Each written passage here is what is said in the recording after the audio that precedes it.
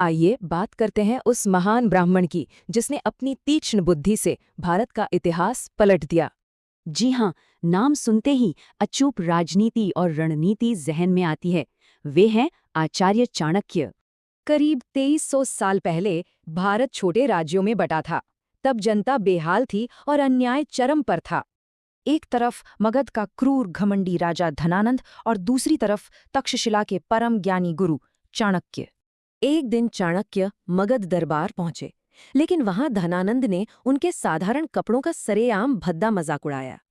बस उसी क्षण चाणक्य ने एक भयंकर प्रतिज्ञा ली, जब तक नंदवंश नष्ट नहीं होगा, शिखा नहीं बांधूंगा। फिर शुरू हुई एक सच्चे योद्धा की खोज। जल्द ही उनकी नजर एक तेजस्वी बालक चंद्रगुप्त मौर्य पर पड़ी। चाणक्य को उसमें भविष्य का सम्राट दिखा। उन्होंने चंद्रगुप्त को कूटनीति, युद्ध और नेतृत्व का महाप्रशिक्षण देना शुरू किया।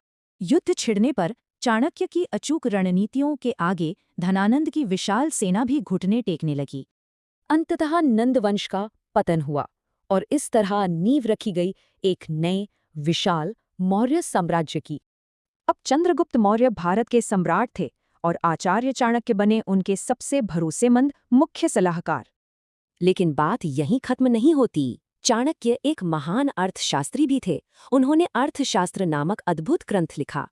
हैरानी की बात है कि इस ग्रंथ में राजनीति, अर्थव्यवस्था, जासूसी तंत्र और अचूक युद्ध नीति के सारे नियम हैं। ये नीतियां सिर्फ इतिहास के पन्नों तक सीमित नहीं हैं, आज भी पूरी दुनिया में इन्हें पढ़ाया जाता है। वाकई, चाणक्य ने साबित कर दिया कि असली ताकत सिर्फ तलवार में नहीं, बल्कि बुद्धि और रणनीति में होती है।